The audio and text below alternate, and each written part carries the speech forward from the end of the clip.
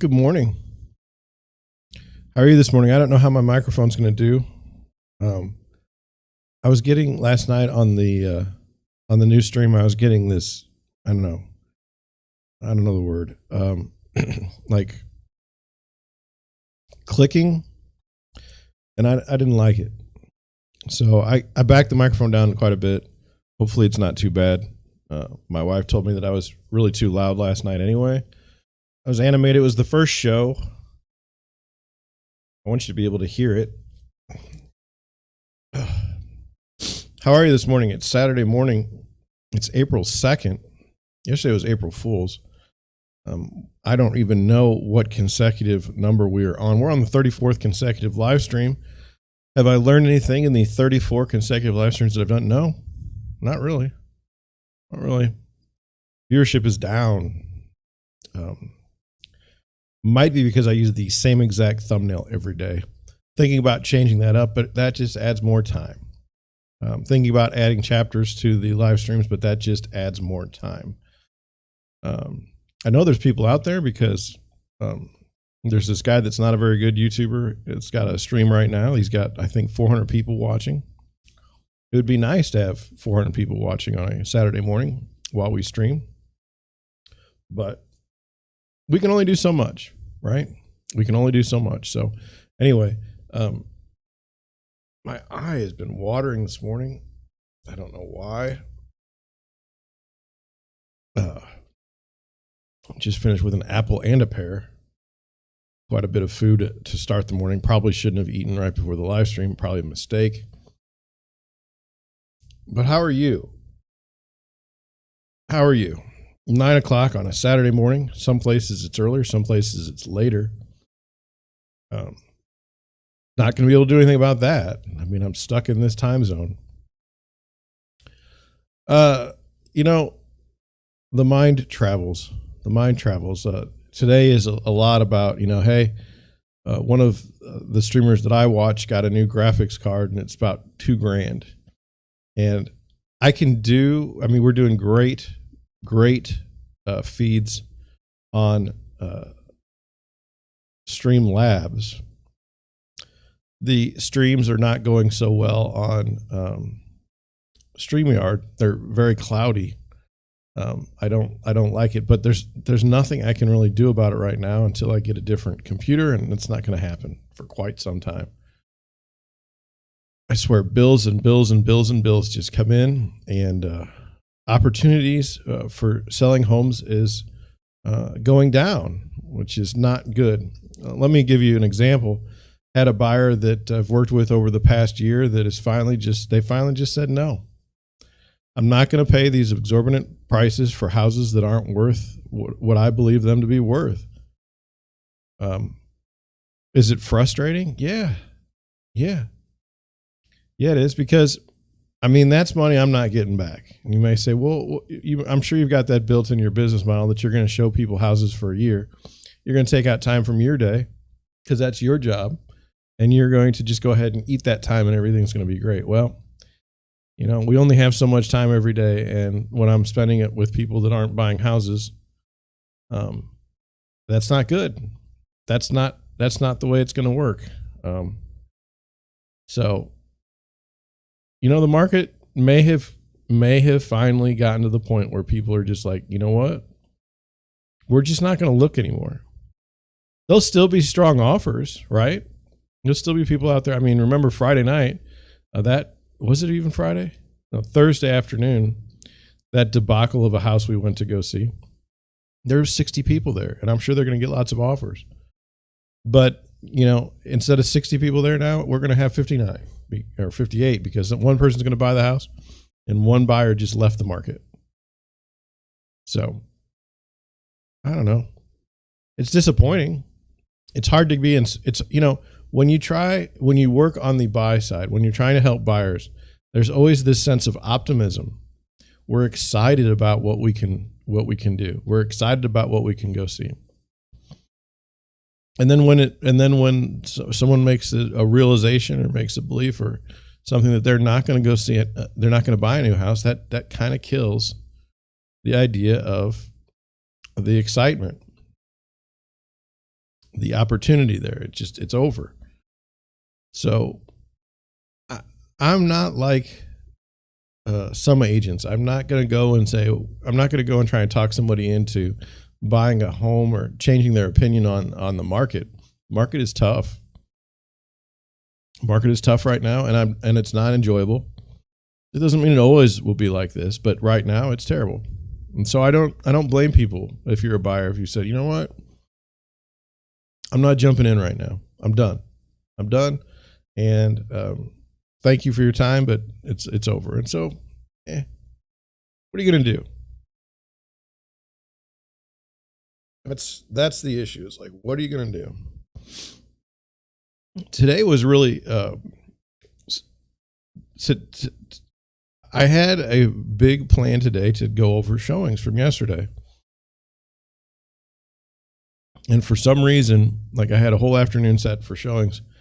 They started canceling left and right. I don't know the weather wasn't that great yesterday. It just was a bad luck, but boy, it's deflating when you kind of schedule your day around showings. And then all of a sudden, like I had 6 showings and then I went to none of them. One buyer decided that they didn't like a certain part of town. They didn't want to live there. They drove through it and they're like, no, this is not what I want to do. Another buyer was like, I got to work until, like 8 tonight. I've got to work late. I'm not going to be able to go see the house. And then this whole weekend, we've got stuff going on. And they do. I already know what they're doing tomorrow. I know what they're doing today, and I know what they're doing tomorrow. So now with that being said, I picked up showings this afternoon and picked up showings this evening. So I'm okay. I'm going to live. But it's really something. If you leave town on a weekend, okay, you're not going to be able to buy a house right now in this market. I'm sorry, I scratched my ear. But I mean, the house is gone. If you even wait till Monday, you're probably not going to get the house. The house is gone. And you say, well, does that create a mania in itself? I don't know. Because when I do talk to my buyers, I'm sorry, this was kind of like that. I'm going to wear this shirt all day and I don't really like how it's fitting. When I do talk to my buyers, they, they're cognizant of the fact that they're not going to stop their day or their plans to go see a house just because it's going to be gone. It's just like, okay, it's gone. So the market works oddly in the sense that I mean, how many buyers on any house are missing out because they can't go see the house within the prescribed time frame? A lot. That's the answer. Weird thing that I'm running into now is, I mean, when I'm going to set up showings, I used to know all. I wouldn't say you knew all. I knew a lot of the agents, like a lot of them. And now I very seldom see the same people, and they're all new. They're all young people, probably between the age of about 25 and 30, 25 and 35. I suspect that they're selling a friend's house or their family member's house, and they will not be in the business the rest of the go. It's a very strange business as far as like where agents come from and where they end up going. I'm not going anywhere because I don't know. I just feel like this is what I'm supposed to do, even though it's not rewarding at times. It has not been rewarding for me for quite some time because I've had some just bad runs. If I got on a good run, I'd be fine. Wouldn't mind at all. So I don't want to. It's tough when you lose showings. Now, let's go over. I launched a new show last night. The Nature of Employment, Our Nature of Employment. It's on YouTube. It was the first show last night. I didn't get anybody to watch or anything like that. I didn't expect it, but it's out there, and it's a different format than what we're doing here. And I mean, if you like if you think about your employment constantly, if you're like, what am I doing this for? Why am I here? You know, is there something better? That would be the show for you. That'd be the show for you. I think it's a great plan. I don't know if I'll execute it very well. Just like now. It's when you have a rough day, like you want to be upbeat and positive on a live stream, right? Because that's why people are watching, but you don't feel like upbeat. Like today I feel beat up and I haven't even, I mean, this is the beginning of the day. I already feel beat up and I got to show houses the rest of the afternoon and evening. And then I'm going to do a live stream after that. I mean, that's a long day. And so it's weird tonight, because it's not related to real estate per se. It's a little bit of a way for me to get outside of this kind of bubble that I'm in, where every day is real estate all the time, and living and dying with each deal, each phone call, each offer. It just wears on you. So I don't know if I put it in the live stream, but we did get data on a house that we didn't get for one of my buyers. They were asking I don't even remember. Was it like 229? No, it was 159. They were asking 159. We offered 276 at our high number, and the house sold for we offered 176. And the winner of the offer went 185. Blown out of the water. And is it disappointing? Yes. Because I thought that was a strong offer. But the only thing I can do now, you know, I've been blown out of the water now 2 weekends in a row. The thing I'm going to do differently, I'm just going to try and explain the trouble that I've got right now. Okay. Let's say you have comps. Okay. And comps are comparable sales. Let's say you had a house in this neighborhood that closed the week before for a certain price. Okay. And that price was maybe $30,000 over anything that had ever been sold on that street. Okay. So the agent that lists this new house is coming into the market at that price. Okay. Well, then if he comes to the market at that price, or she, then I'm supposed to go then again and go over 18 and 19% over asking for this next house? Because now all of a sudden that's 40 to 50% over what the house just before this one sold for. That doesn't make any sense. I mean, that's where I'm at right now, is it's like, this doesn't make any sense. How can you possibly know what to offer to win the offer? And so the only thing that I can do now, and the only thing that I can figure out, is just by zip code, coming up with a crude average of what the over asking sold for and applying that to the house, you know, that we're looking at. But if it is a house that has been, you know, if the previous sale was in a bidding war and somebody got a stupid high number, there's got to be some basis to pull back on the price. Are we really going to go do this? I don't know. It's somewhat bizarre. People say, well, what do you think this house is going to go for? I have no idea. You say, well, don't you have all this training? Don't you have all this data that's going to tell you this? We have all this data and we have all this training, and not one thing is going to explain why someone's going to bid, you know, $30,000 over another bid in this market. It just doesn't make any sense. So some people would say, well, John, you're doing a disservice to your buyers because you don't know the answer. It's like, well, does anybody else know the answer? They can say they know the answer. They can lie about it, but there's no way. No way. These people have no idea what's going on. I have no idea what's going on. All I know is we just go and we work. And if a deal makes sense, you know, we try to do it. If it doesn't make sense, we don't. I don't know. I just wanted to put that out there. Google Trends today, not my friend. Google Trends was awful.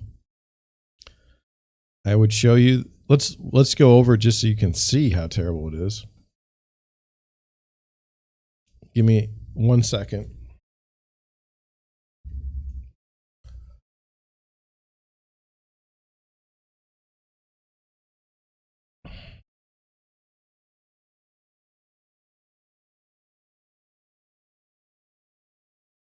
Okay. Let me get the old screen shared. There you go. I mean, what do we have? We got the Premier League. I don't care. Nuggets. Don't care. That's the Denver Nuggets. Ramadan. Not really caring about that. UConn women's basketball. That's okay, maybe, but not enough. I mean, if I don't do sports or obituaries or famous people, it's pretty much nothing. Hope Solo, she spoke out against the women's soccer pay, and so anytime something happens, like she's going to get hit pretty hard, and so she did. In the media, she has a DUI, or DWI, so that's not good. Misdemeanor child abuse charges. That's probably as a result of the DWI. Anthony Davis, basketball player. Colin Kaepernick, was a football player, hasn't been a football player in some time. Activist now. Will Smith resigns. No one cares. Jen Psaki. I've seen a lot of people complain about Jen Psaki going over to MSNBC, where she'll be welcomed with open arms. But if you look at the Republican side, it also happens. Sean Spicer ended up in the media. That one, the blonde girl, I forgot her name. She's over at Fox. So it happens to both sides. People get upset about it if it's a slow news time. That's what you'll see. AJ Pollock is a baseball player. Stanford women's basketball. So Stanford women's basketball has one here, and it has one above. So they're like in the first position and the 9th position. Jim Carrey thinks he's about retiring about acting. I don't know when's the last time he's done any acting. No offense. When's the last time that he was in a movie that anybody watched? Julian Edelman, that's a football player, and he had a April Fool's post. Man, you got to be careful about April Fool's stuff. If someone writes something just right, then you can get tricked. I mean, I saw some stuff yesterday, and I was like, this is the coolest thing ever. And then it's not cool at all because it's a trick. Sordio Moondial, I suspect that's soccer, but I don't know. 76ers is basketball. Jared Carmichael is an actor, I believe. The Bubble is a movie, I believe. GameStop, stock. I don't know. That story seems to have just kept going. Northern Lights, that was a hoax. WrestleMania 22, that's sports. NCAA Final Four, that is basketball. And then we have weed legislation. So, I mean, what was I going to do with any of that? Was any of that fun, entertaining, or interesting? Not really. So let's have some more fun. I'm going to switch, because I don't know. It's kind of like, is it laid back Sunday stream? No, but we don't have to go at it really hard today. I mean, I'm going to be showing houses, and I got to schedule a bunch of them, and no reason to go crazy, but let's go look and see. I need to go see something. I need to do this.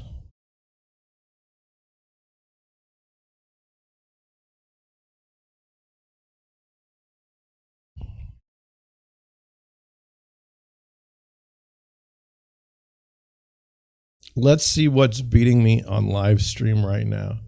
The top, I'd say, you come with me here. Come with me. Here we are. The top, 1, 2, 3, 4, 5, 6, 7, 8, 9, 10, 11. The top 11 things on YouTube are music. Then you've got Watch Sky News Live. That's it. That's what it's giving me on the main screen.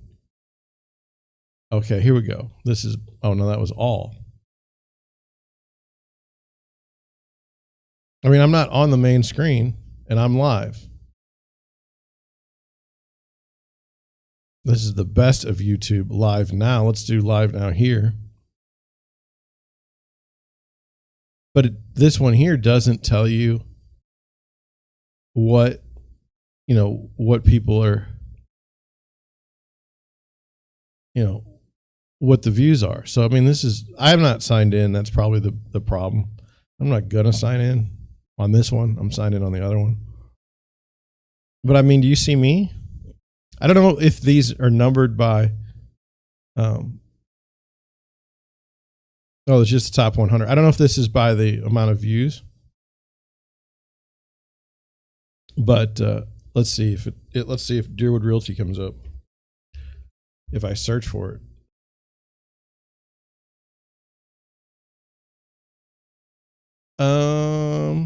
That was yesterday. Here right now, one watching.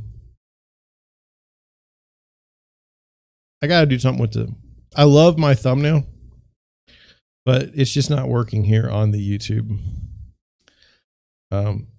It's not drawing people in. So we will change it somehow. Daily, just add to it. I have an idea. We'll see if it works. What I need to do is kind of set it like a base live stream, but then change the rest of it like a template. I need to make a template. Am I going to get to that today? I don't know. Let's go back to the screen.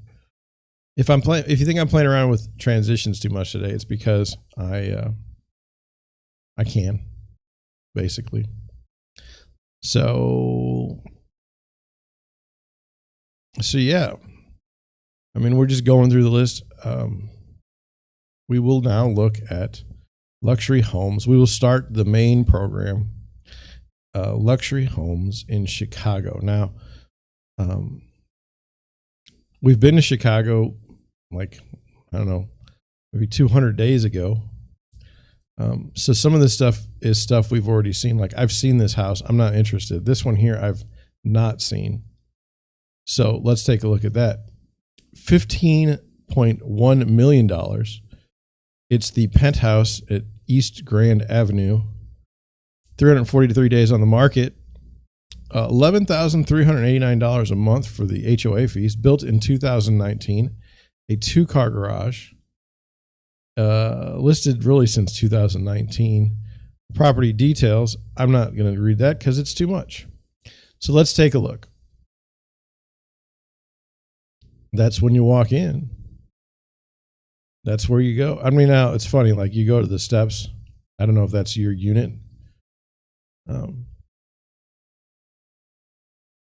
But it's, you know, it's neat, right? Look at that pool table. I've never seen anything like that. You just don't know, like, what is yours, and like, is this pool, like, is obviously not yours, or it's not yours. Like, don't you kind of want to know what the room looks like?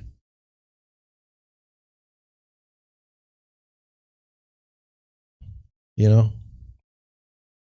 that's kind of what I want to know is like, what. So, I mean, I didn't see much in here that showed me like each room. So that didn't do much for me. This is a piece of land. It's a parking lot for $13,500.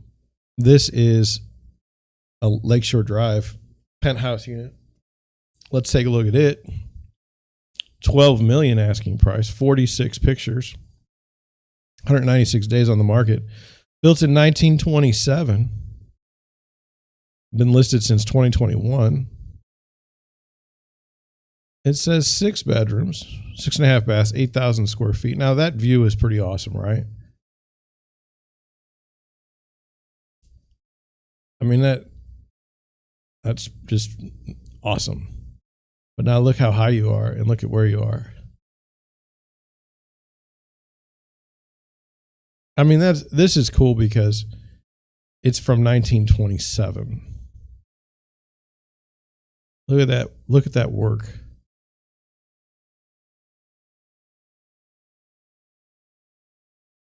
I mean, it's cool. You know, and look, you can have contemporary elements in the home. I mean, it doesn't all have to, but it's just like, it's just cool. It's just cool. And they've got this garden thing here. I don't know how that works. I don't know if it's your own private garden. Look at that.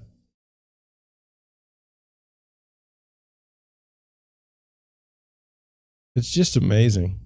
Just amazing. I mean, I like it. I like it a lot. I hope it sells at some point. I hope somebody like enjoys it.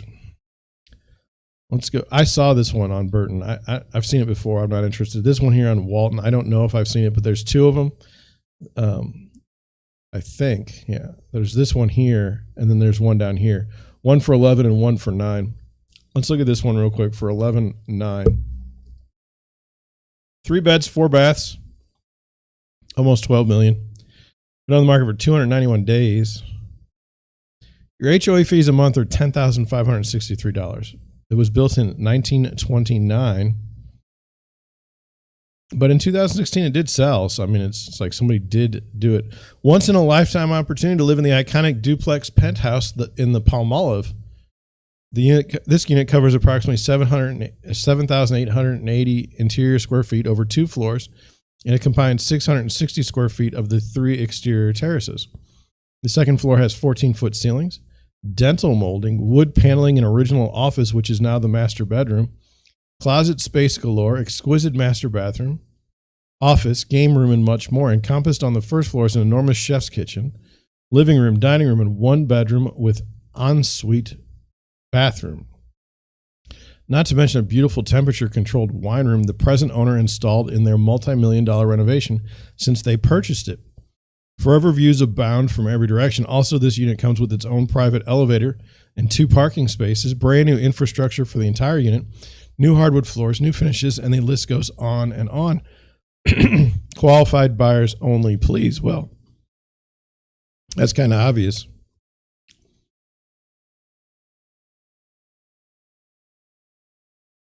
You know, living in the Midwest, living in St. Louis, I'm not too big on city living, like this type of city living. I mean, it's a little more than I can deal with. I mean, I like to have my car. I like to drive around. I like the freedom it brings me. But man, this is really cool.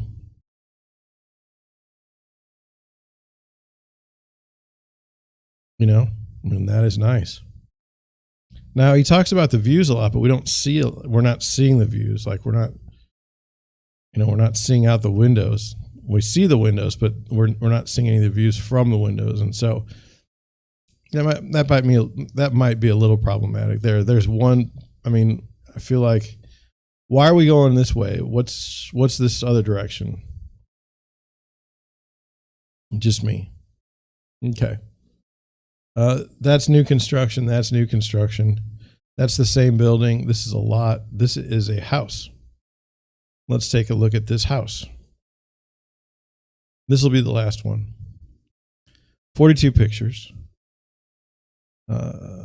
Been on the market 114 days. Built in 1914. It's got a 2-car garage, 5 bedrooms, 5.5 baths, 9,000 square feet. What do we got on the property history? It's been listed for years. 2013 it sold. 2015 it went on the market, and it has just sat there.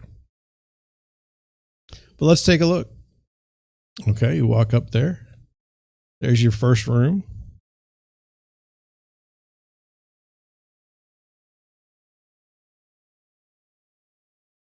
I do like the architectural style better for this kind of stuff than I do the contemporary. I find it more pleasing. If that makes me a bad person, so be it. I can list a contemporary home. I wouldn't be afraid to. It's just my own. I feel comfortable. I feel more comfortable with this type of style. And this is a gorgeous house with gorgeous finishes. And it just doesn't sell. It just doesn't sell. But it's nice. It's nice. And so far, we've just seen some wonderful billiard tables tonight or today. There you go, 42 pictures. I'm kind of curious about the taxes on $9 million. Let's take a look. This is your monthly payments. Your property tax is $8,000 a month. It seems like a lot. Okay. Let's get into some articles. Let's see this here. We might cut it short today. I'll tell you, it's dicey.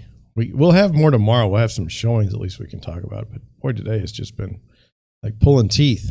I don't know if doing 2 shows a day is the deal. If that's what's causing me strife. I don't know. I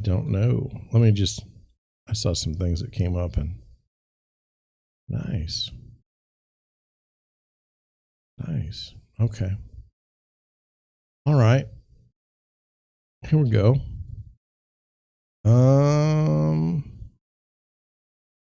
The first article, I think these things are kind of fun.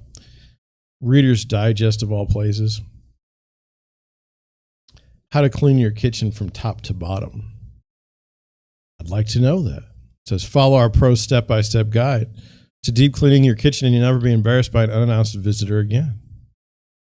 It says, get ready for your kitchen cleaning checklist. For most people, the kitchen is the heart of the home. It's where families come together for meals. Kids do their homework and often crafts and games are played and days are talked about. The high traffic area can get pretty dirty pretty quickly. Our kitchen right now is probably pretty dirty. I haven't been up there in a minute. But since its central function is as its place to store and prepare food safely, it's ultra important that it stays clean as a whistle. The good news is that learning how to clean your kitchen isn't overly complicated. I mean, seriously, like who can't figure out how to clean their kitchen? In fact, it can be rather simple when you allow for orderly steps. Whether you need to find out how to clean stainless steel or how to clean your dishwasher, we have the answers. Just remember that it's crucial to keep a consistent cleaning schedule for yourself and your family. Then once you have your kitchen cleaning down to a science, you can start working on kitchen organization. So light fixtures. Most professional cleaners start from the top and work their way down. That way all the dust and debris fall to the ground, explains Sarah Karkarian, a home rental consultant who uses her cleaning and house staging experience to help clients improve their rental properties. The last thing you want to do is spend an hour mopping your floor only to have dust from the top of your light fixture or cabinet dot the floor. I totally agree. So how do you clean a light fixture? Well, it depends on what type it is. Chandeliers can be dusted and sprayed with a drip dry crystal cleaning solution, which I didn't know anything about. While pendant light fixtures can be wiped down with a splash of vinegar and a microfiber cloth. Safety note, before cleaning any light fixture, make sure it's turned off and the bulb is cool. If you need help reaching it, use a stepladder, not your kitchen chair or another piece of furniture. Okay. Cabinets. After you've cleaned the light fixture, start any crown molding on your cabinets. Wipe the dust off the top with a microfiber cloth and work your way down the cabinet door. To clean away grease, fingerprints, or any other spots or stains, try washing the doors with a few drops of Dawn in water and a microfiber cloth. Avoid abrasive cleaning products that could damage your cabinet finish. I agree. If that doesn't work, create a paste of water and Tide powder. Apply it to the spot and let it sit a few minutes before lightly rinsing, then wiping away with a microfiber cloth. Pay special attention to the cabinets near the stove, oven, and microwave, as they may have food splashes on them. Another area on the cabinets that's often forgotten is the wood detailing. These tight spots can get very dusty. A clean, soft toothbrush and the dish soap mixture can help you get the nooks and crannies clean. So who's sitting around like, hey, got to clean my cabinets. Let me find some Dawn. I don't know. I don't, that's not how we do it, but it's fine. Now, you may say we. Yeah, I said we. I'm not very much help in the kitchen. I'm pretty bad at it. I work on the basis of let's just not get it dirty so then I don't have to clean it. That's, as a bachelor for many years, that's how I did it. Oh, gosh. I mean, you don't have to clean the kitchen if you never use it. You know, maybe a dusting, but, you know, certainly not anything else. So what you do is you go to like a McDonald's and you buy the food there and then you eat it in a different room. And that solves the problem of the kitchen.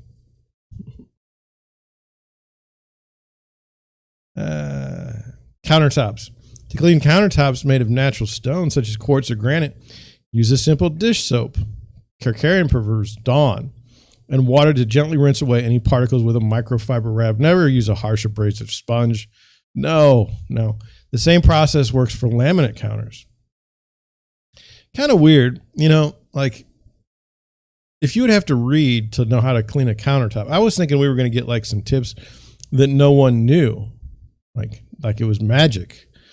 For caked on gunk, carefully use a razor to loosen the substance, then clean as normal. Rings from a wine glass or coffee stain can be erased by letting a dash of barkeeper's friend sit on the surface for a few minutes before wiping it away with a cloth and warm water. For an even faster fix, the magic eraser will buff that red wine stain out in a jiffy.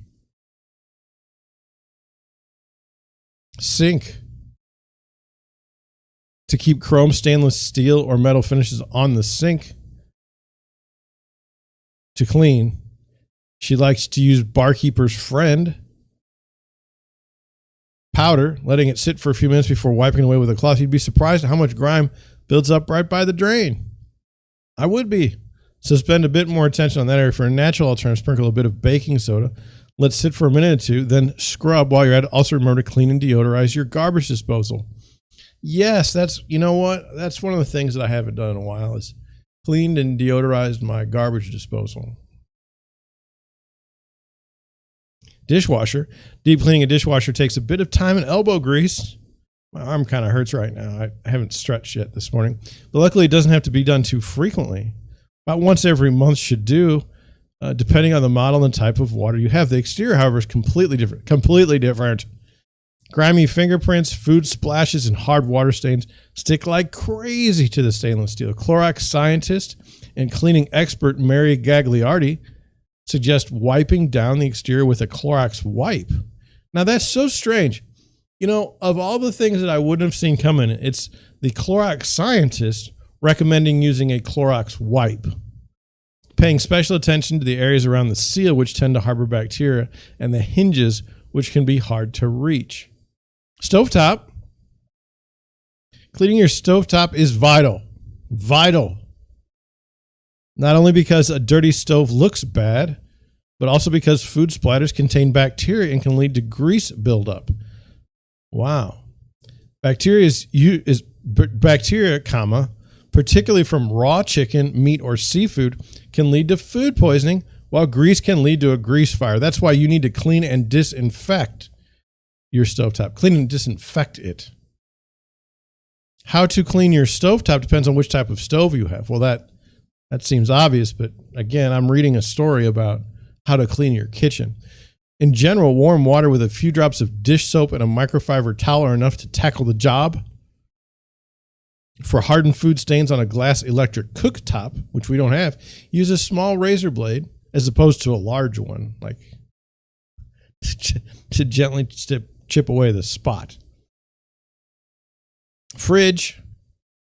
Plan on cleaning the exterior fridge weekly to wipe down smudges and fingerprints, especially on and around the handles. Water and dish soap wiped on and off with a microfiber towel works for stainless steel. If it's very dirty, use barkeeper friend. Like ours, like the handle on the inside, sometimes something will get stuck in there and it'll just be so nasty. There's nothing like grabbing a handle that's sticky. For the inside, aim to clean your refrigerator once a month by removing all the food and tossing anything that's old or expired, then wiping down the shelves and drawers. My wife does this. She does this. She's that good. Floors. First step to cleaning your kitchen floor is to sweep or vacuum thoroughly. Next, use the thin nose nozzle attachment and vacuum all the crevices and corners and up to the baseboards. Be sure to hit right under the oven and refrigerator, as well as other spots where crumbs frequently land.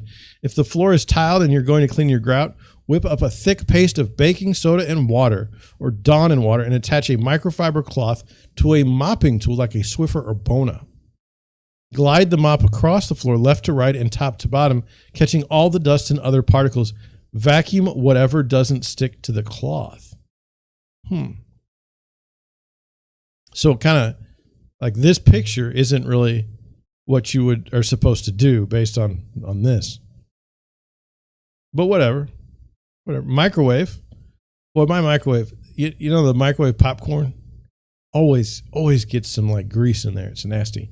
The more often you use it, the more you'll need to clean your microwave. It's only mildly dirty. Try simple soap and water on the inside and out. If there are grease or food splatters on the inside, fill a microwave-safe bowl filled with equal parts vinegar and water. Place it in the microwave and heat for 1 minute. Let it sit undisturbed for another minute before carefully removing. It could be hot. Let me understand this. If there are grease or food splatters on the inside, fill a microwave-safe bowl filled with equal parts vinegar and water. Place it in the microwave and heat it for 1 minute. Let it sit undisturbed for another minute before carefully removing. It could be hot. This process loosens all the gunk stuck to the sides and top of the microwave, so wiping it clean should be easier.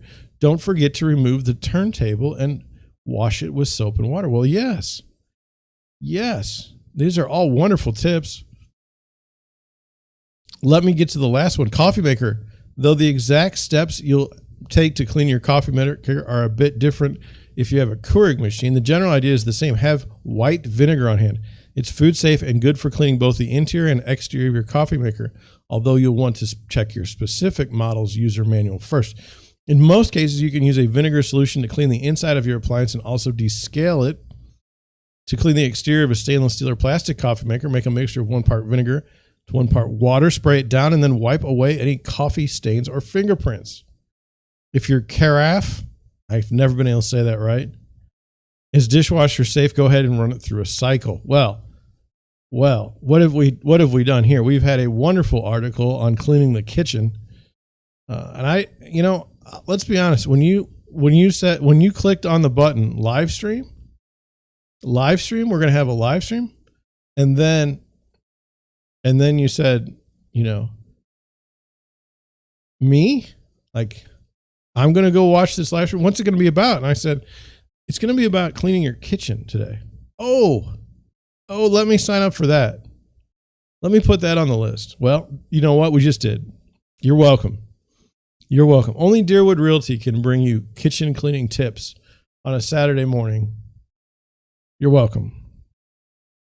Let's go. Here we go. 9. It took me a while. 9 projects you should always tackle before selling your house. Now, this is a fascinating question. I often get asked, what should we do? And what's funny to me is the answer is actually, what do you want to do?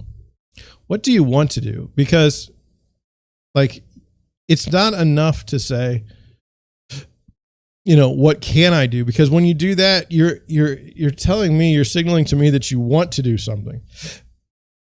Like, what you should probably do before you say that to me is you probably should say something like, do I have to do X, Y, or Z?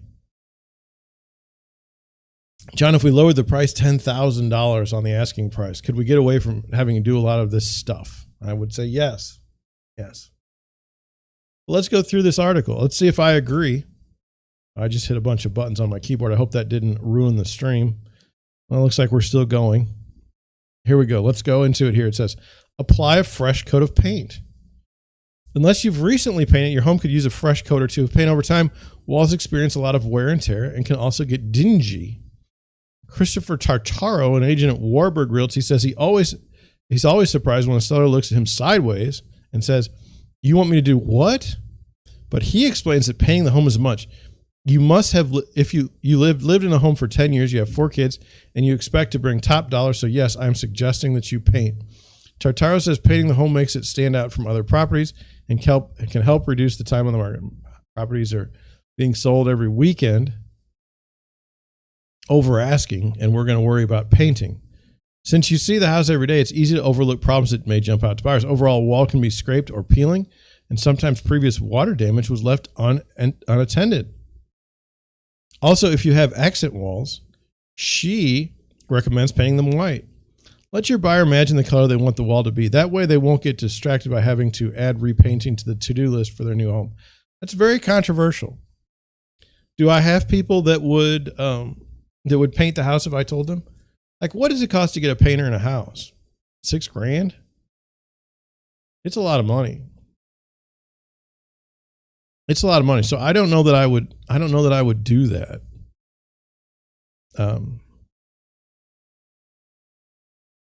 I don't know. I've never really recommended that before. We've done it before. Like if a house has a terrible wall color, we change it. But, what I mean, it's terrible for like the appeal to other buyers. It might be perfectly fine for you, but I don't know that I would say paint. I would not say that you're required to paint. It just depends on the house, a case by case basis. Wash the windows. Yes. Another part of your home that maybe looked because you're accustomed to view at your windows, break out the quadruple zero steel Windex and scrub and polish those windows. Now this sounds like somebody who's never ever cleaned windows before, because you literally get a squeegee and a brush and you're good to go. If you've ever replaced the windshield in your car after driving for a decade viewing through a dirty pitted windshield, that new glass makes it seem like you're driving a new car, and the same applies to windows in your home. You may need a power cleaner for the window exteriors. In fact, Ryan Dalzell, a realtor with Dalzell Group in San Diego, linked to his site, very, very good, recommends calling the pros. Having windows professionally cleaned prior to showing the house will help bring in natural light and allow buyers to take in any view the property offers. I don't think you would ever want to list, if you're really, really serious about selling your home, there's no doubt washing the windows is the best thing you could do. To me, none. The difference it makes is dramatic. If you get it done professionally, they're also pretty good at it. They're getting paid for it. But if you want to do it yourself, you can make an effort. Do it. Do a deep clean. Commence Operation Deep Clean. You know how to clean your house. You may not enjoy it, but you know how to do it right. Like we've talked about how to clean your kitchen. A true deep clean means grabbing a ladder to remove the dust collected on ceiling fan blades and on hanging picture frames all the way down to baseboards. Clean the interior and surroundings of your oven, and if your refrigerator should sparkle.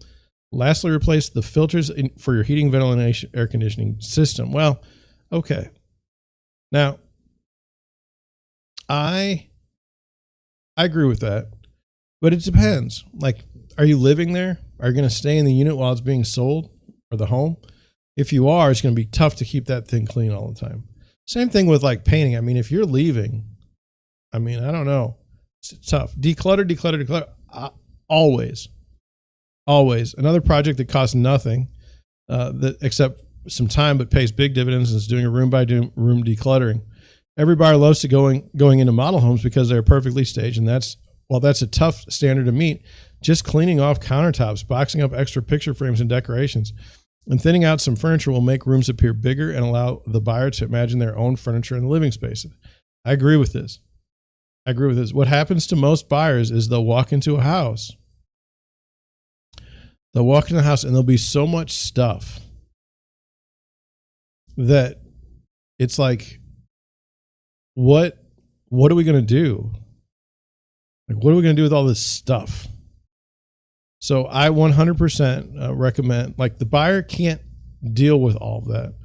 They're already trying to figure out what they're going to put in their house. They're trying to work on, like, what's the offer strategy going to be? Am I going to make an offer? All that leads to, we need to just simply declutter. Just get the stuff, like the kitchen countertops. Look, you may like coffee in the morning. If you're not living at the house, get the coffee pot off the counter. Get everything off the counter and make it look bigger. This is just my advice. And theirs too. Pump up the curb appeal. Landscaping is the first impression a potential buyer has for your home. Your local garden center can provide expert advice for inexpensive seasonal plants and ground cover ideas. Your front yard can be transformed to create that wow factor for not a lot of effort. Dalzell agrees, recommending that home sellers put fresh mulch around plants, reseed the bare patches on the lawn, and add some colorful flowers to the garden beds to really brighten up the look of the house. Remember, curb appeal sets the buyer's expectations for what they'll see inside the house. I agree with that. See how much I agree with. One thing, like, it's funny to me. You put out new mulch, okay? That looks great. You put out a few new bushes. Take the time to take the tags off of the bushes.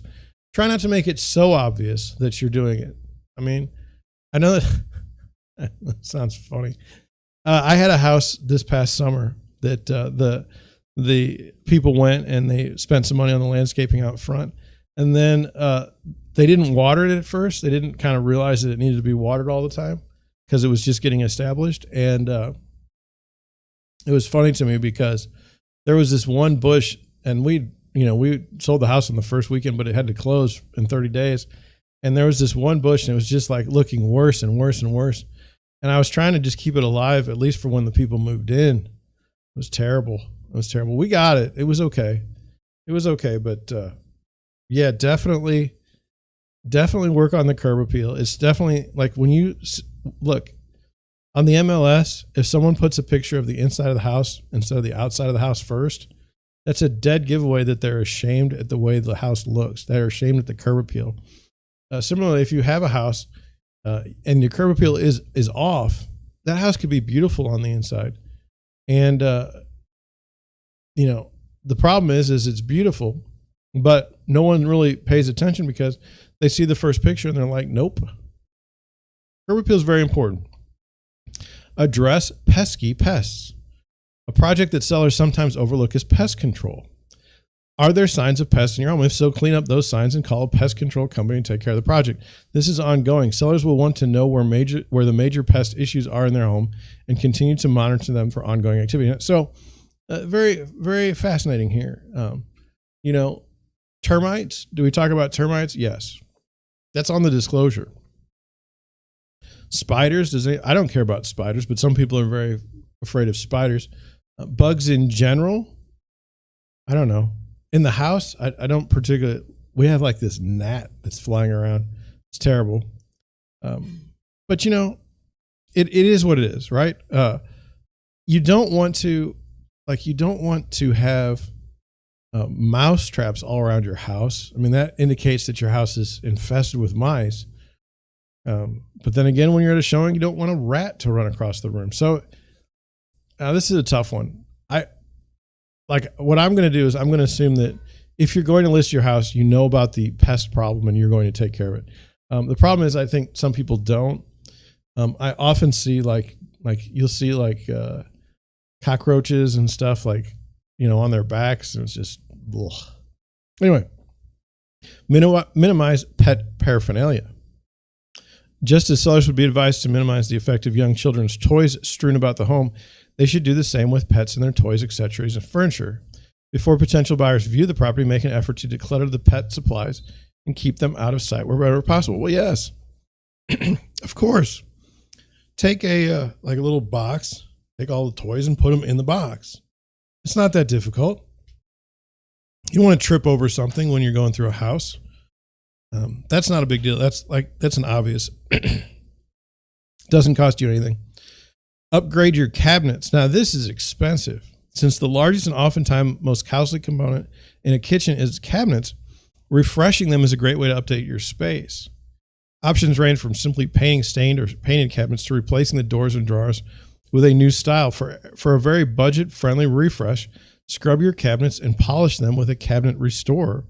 Finish them off with new hardware to update your look. Now, that to me seems like a lot of work and a lot of expense. And by the way, when you paint your cabinets and I go through the house and I'm like, oh, great, you painted your cabinets. It's not the impression that you would think it would be. It's not that great. Even if you do a really fine job, like I know a guy that can do a really good job with cabinets, it's like, I don't know. It says, this fellow agrees that refreshing a cabinet can give a new look without a major remodel. By just repainting cabinet fronts and replacing the hardware, the kitchen can look largely redone without any real construction. If the cabinet style itself is outdated, consider replacing just the fronts, which is much more effective than brand new cabinets. I don't know about this service. I've never seen someone do, I've seen like cabinet refacing, but it's not, it's more like they just put like vinyl over it. So I wouldn't want that. I wouldn't want that. I would want to have, I would do new doors and stuff like that. That makes sense. It'd be expensive. I would just ask less for the property. Add a backsplash. Several of our real estate experts agree a new backsplash is a smart way to update a dated kitchen. A backsplash is often overlooked, but can be a very impactful part of the design palette for a kitchen. The average backsplash is 30 square feet, and nice new tile can be had for only a few bucks a foot. So for a few $100s, including installation, this can provide a huge aesthetic upgrade to an older kitchen. We do not have anything on our, as far as a backsplash in our kitchen, and I go back and forth. When I've worked with other buyers, you know those tin backsplashes? Some people hate them. Some people hate them, so those aren't good. And then tile is kind of a personal choice. You may or may not like the tile that you choose. But I do like it for the cleaning. I do like that. The trendiest new tile is fun, but for time-tested, long-term good looks, a simple backsplash and a neutral subway tile always works. You can mix it up a bit by selecting larger or irregularly sized subway tile and considering a pattern such as installing them vertically or in a herringbone or basket weave pattern. The main purpose of a backsplash is to protect your walls from grease and other stains while you're cooking, but why not have some fun with it? Subway tile in an unexpected pattern and contrasting grout can keep it classic while infusing a little more personality. And that's the end of the article. Now, I don't know. I think I'm just going to be, here's what I'm going to do. I'm going to go here, I'm going to go here, and I'm going to go here. Because we're done. We're done with the main meat of the program today. What do you think? What do you think about these improvements? I don't know.